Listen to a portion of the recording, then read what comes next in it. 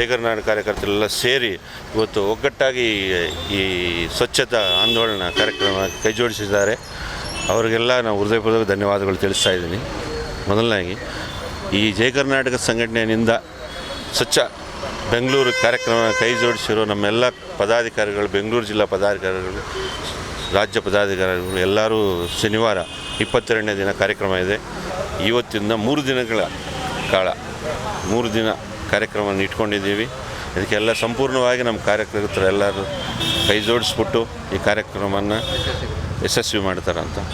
ಜೈ ಕರ್ನಾಟಕ ಸಂಘದ ವತಿಯಿಂದ ಬೆಂಗಳೂರನ್ನು ಸ್ವಚ್ಛವಾಗಿಡಬೇಕು ಅನ್ನೋ ಅಭಿವೃದ್ಧಿಯಿಂದ ನಮ್ಮ ಜೈ ಕರ್ನಾಟಕ ಸಂಘದವರು ಈ ದಿನ ಗಂಗೇನಹಳ್ಳಿ ನಮ್ಮ ಹೆಬ್ಬಾಳ ಕ್ಷೇತ್ರದ ವ್ಯಾಪ್ತಿಯಲ್ಲಿ ಇಲ್ಲಿ ಗೋಡೆಗಳಿಗೆ ಸುಣ್ಣವನ್ನು ಬೆಳೆದು ಆಮೇಲೆ ಈ ಬಂಡಿಂಗ್ಸ್ ಇದು ಪಾಂಪ್ಲೆಟ್ಸ್ ಅವೆಲ್ಲ ಇದಕ್ಕಿತ್ತು ತೆಗೆದು ಸ್ವಚ್ಛತೆವಾಗಿ ಗೋಡೆಯನ್ನು ಸ್ವಚ್ಛತೆವಾಗಿ ಇಡಬೇಕು ಅಂತ ಮಾಡಿದ್ದಾರೆ. ಅದೇ ರೀತಿ ಸ್ವಚ್ಛತಾ ಅಭಿಯಾನವನ್ನು 22ನೇ ತಾರೀಕು ಶನಿವಾರದಿಂದ 2 ದಿನಗಳ ಕಾರ್ಯಕ್ರಮ ಹೆಬ್ಬಾಳ ಕ್ಷೇತ್ರದಲ್ಲಿ ಹಮ್ಮಿಕೊಂಡವ್ರೆ.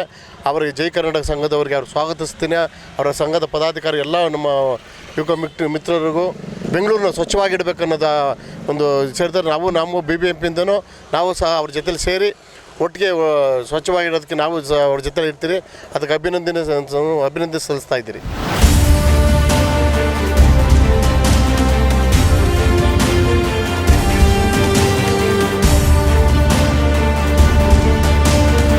ಈ ಜೈ ಕರ್ನಾಟಕದವ್ರು ಬಂದು ಇವತ್ತು ಈ ಸ್ವಚ್ಛತೆ ಕಾರ್ಯಕ್ರಮನ ಹೆಬ್ಬಾಳ ಕ್ಷೇತ್ರದಲ್ಲಿ ಹಮ್ಮಿಕೊಂಡಿದ್ದಾರೆ. ನಿಜವಾಗ್ಲೂ ತುಂಬ ಒಳ್ಳೆ ಕಾರ್ಯಕ್ರಮ ಹಮ್ಮಿಕೊಂಡಿದ್ದಾರೆ.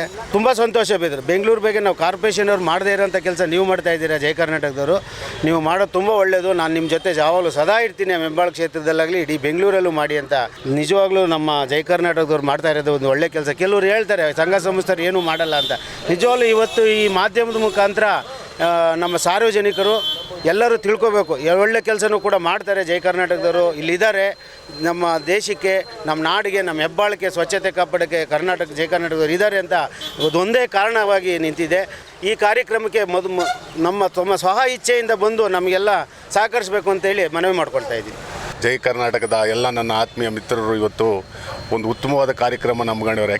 ಇವತ್ತು ಜೈ ಕರ್ನಾಟಕದ ವತಿಯಿಂದ ನಾಳೆ ಶನಿವಾರ ಇನ್ನೂ ಸರ್ಕಲಲ್ಲಿ ಬಸ್ ಸ್ಟಾಪಲ್ಲಿ ಒಳ್ಳೆಯ ಒಂದು ಕಾರ್ಯಕ್ರಮನ ಇಟ್ಕೊಂಡಿದ್ದಾರೆ. ಅದು ಜನಗಳಿಗೆ ಎಲ್ರಿಗೂ ತಿಳಿಬೇಕು. ಜನಗಳು ಅವ್ರ ಕೈಲಿ ಸಂಘಟನೆ ಮಾಡಬೇಕು. ಯಾಕೆಂತಂದರೆ ನಾನೊಬ್ಬ ಮಾಡ್ತೀನಿ, ಒಂದು ಮನೆಯವ್ರು ಮಾಡ್ತಾರೆ ಅಂದರೆ ಸಾಧ್ಯ ಇಲ್ಲ. ಪ್ರತಿಯೊಬ್ಬರಿಗೂ ಅನ್ವಯಿಸುತ್ತೆ ಇದು. ನಮ್ಮ ಮನೆ ಎಷ್ಟೋ ಊರು ಅಷ್ಟೇ. ಆ ಒಂದು ಊರು ಒಳ್ಳೇದಾಗಬೇಕಾದ್ರೆ ಊರು ಜನ ಎಲ್ಲ ಒಟ್ಟಿಗೆ ಇರಬೇಕು. ಅದಕ್ಕೆ ಹೆಬ್ಬಾಳ ಕ್ಷೇತ್ರದ ಜನ ಎಲ್ಲ ಅವ್ರ ಜೊತೆಯಲ್ಲಿ ಕೈ ಜೋಡಿಸ್ಬೇಕು ಅಂತ ನಾನು ಒಂದು ಮನವಿಯನ್ನು ಇಡ್ತೇನೆ. ಅವರು ಉತ್ತಮವಾದ ಕೆಲಸ ಇಟ್ಟಿದ್ದಾರೆ, ಅವ್ರ ಜೊತೆಯಲ್ಲಿ ನಾವು ಇರ್ತೀವಿ.